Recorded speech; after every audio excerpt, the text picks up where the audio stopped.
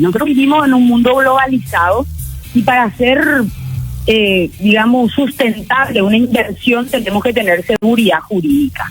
Esta ley que previene y sanciona el conflicto de intereses en la función pública lo que tiene por objetivo es aumentar la transparencia, promover la probidad en la gestión pública, definiendo y sancionando este conflicto de intereses de personas que desde el ejercicio de la función pública o con poder de decisión y administración de recursos públicos, entran en conflicto de intereses y con eso, se instituye una competencia desleal en el mercado. Tenemos muchísimos, ejemplos. Esto se instala básicamente en la era Cartes con mucha elocuencia, no son los únicos casos, pero tenemos los casos de las puertas giratorias. Es una práctica que está condenada en las democracias fuertes porque justamente es una cuestión que atenta directamente contra el bien común. Voy a ponerle un ejemplo para no hacer, tan aburrido esta explicación. Por ejemplo, un ministro de Hacienda, el caso de Santiago Peña. Sí. Un ministro de Hacienda maneja nada más y nada menos que toda la información más relevante a nivel económico del Paraguay. Esta persona sale de la función pública y con todo el bagaje de esa información se va e ingresa a un banco. Ese banco maneja hoy información privilegiada. La misma cosa pasa con directores del BCP, ha pasado con un proyecto de una cementera también que justamente se presenta a nivel del Ejecutivo y después le hacen soplo de su proyecto y se va a instalarse en uno de los grupos empresariales de Cartes básicamente. Entonces tenemos situaciones que entran en directa colisión, eso a nivel del Ejecutivo, pero del Legislativo. ¿Cuántos diputados y senadores tienen estaciones de servicio? Sí. Tanto del emblema Petropar como de emblemas privados. Sí. Y ellos van votando a pecho gentil leyes que les benefician de manera directa a ellos mismos. Eso es lo que prohíbe la ley del conflicto de interés. Genera la prohibición de votar o de abstenerse de participar en el caso de que la persona no sea miembro de un cuerpo colectivo en actos que colisionan directamente con sus intereses personales. Además de impedir que una persona trabaje en el sector privado, luego de trabajar en el sector público por 2 años. Entonces no puede trabajar en el mismo rubro, obvio que puede trabajar en otro, pero no en uno que represente, obviamente, el manejo de la información privilegiada y de interés público para los 7 millones de paraguayos y que después se conviertan en empresarios exitosos a costa de la función pública que ejercieron. Ok, en este caso, para graficar de vuelta nada más, diputada, una persona que ahora, hoy día tenemos un ministro de Hacienda, ponele, de aquí a 2 años, deje de ser ministro de Hacienda mañana, y de aquí a 2 años, él no puede estar siendo gerente de un banco de plaza. Ahí vamos. Por ejemplo. Eso es lo que se apunta y de hecho que nosotros no estamos inventando la pólvora, Luda. Eso es un compromiso que Paraguay asumió ya en el año 2005 y que nunca se materializó por falta de voluntad política. No sé si se va a materializar si no hay presión ciudadana. Ojo con eso, ¿verdad? Si nosotros queremos ser una república atractiva para las grandes ligas, no podemos seguir actuando como una república bananera o quelembú.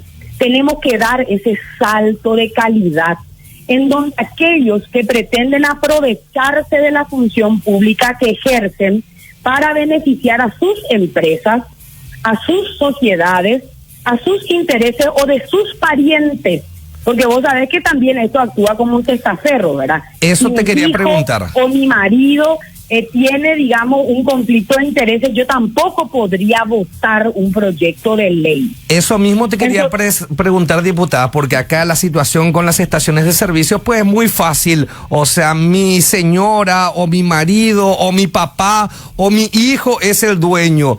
¿Y cómo quedamos así? Está previsto eso en la legislación, que dentro, del segundo grado de afinidad y cuarto grado de consanguinidad, me genera a mí un conflicto de interés. Ok. Entonces yo tengo que ser lo suficientemente ético, uno, para declarar. Al ingreso de la función pública, los 7 millones de paraguayos tienen que saber que yo soy dueña de estación de servicio. Y tienen que saber a través de una declaración pública de intereses que yo tengo que abstenerme de votar en ese caso. Tengo que inhibirme. Son las causales famosas, digamos, también de inhibición que tienen los jueces. Sí. Cuando un juez está comprometido en las generales de la ley, o porque es pariente, o porque es amigo, o porque es enemigo, no vota en un asunto que le es sometido a su estudio. Y los parlamentarios también tenemos que hacer lo mismo. Los ministros del Poder Ejecutivo, el presidente de la República. Este país se está subastando, Lucas. Se subasta el mejor postor. Entonces nosotros no podemos seguir manejando la cosa pública con este nivel, digamos, de improvisación y de sinvergüencía.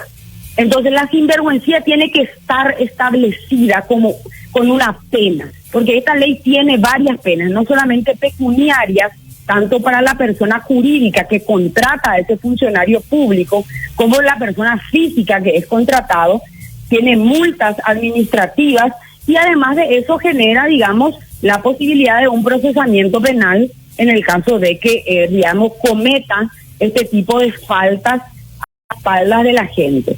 Nosotros hemos revisado mucha legislación comparada, hemos entendido de que esto es una cuestión imperiosa para ir reduciendo el margen que tienen los corruptos y los sinvergüenzas dentro, digamos, de la función pública. Porque hoy ellos pueden decir, esto es una cuestión ética, a mí nada no me obliga a que yo haga lo que estoy haciendo.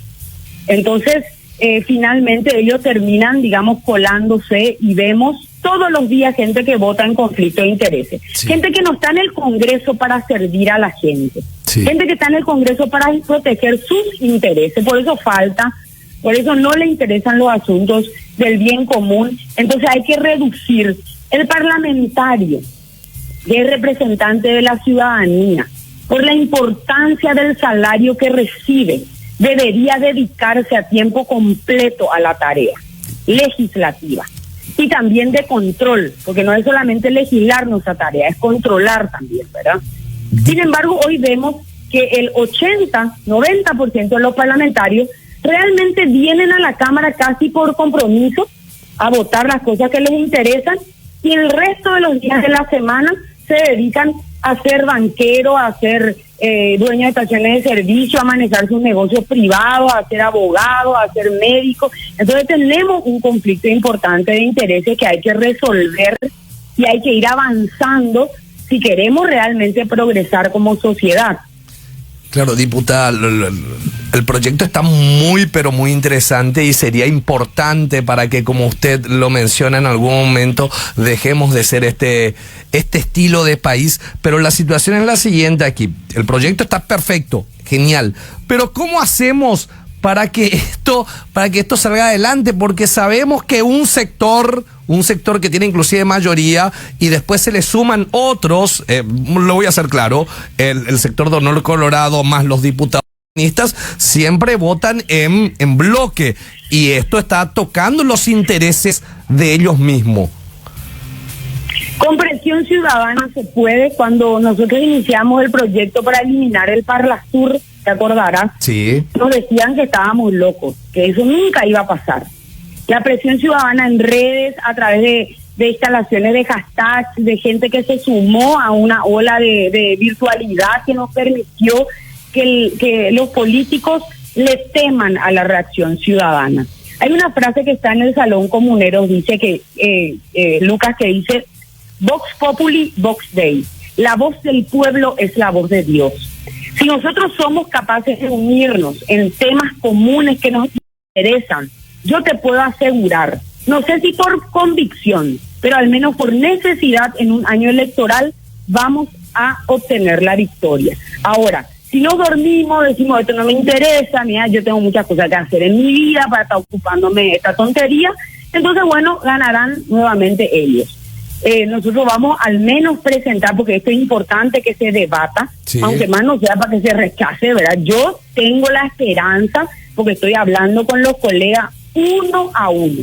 Hemos hecho más de 30,000 personas a nivel nacional, han escuchado esta propuesta a través de redes virtuales. Nosotros organizamos Zoom durante toda la pandemia. Este no es un proyecto que nació ayer, este es un proyecto que se trabajó y que se explicó a la ciudadanía, donde participó muchísima gente. El proceso de construcción de este proyecto es súper interesante.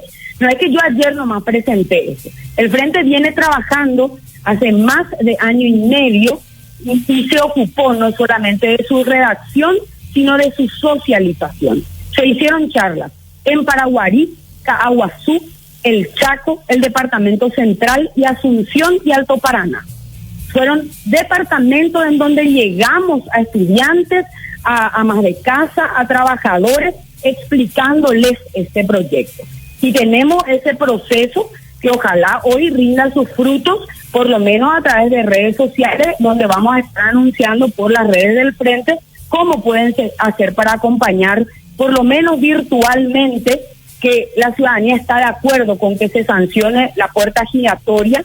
Tiene una parte y un apartado también de nepotismo este proyecto. Se amplía, digamos, la condena al nepotismo con sanciones, porque la ley de nepotismo que se sancionó no tiene, digamos, ninguna pena. Entonces, hoy tenemos ordenadores de gasto que le nombran a sus hijos, a sus concubinos, a sus concubinas, a sus amantes, a sus amigos. Entonces, entra también ahí una suerte de conflicto de intereses y además una malversación de fondos públicos. Eso también hay un apartado en la ley que hay que explicar. Qué bárbaro, qué cantidad de cosas que hay para corregir en nuestro país, por Dios.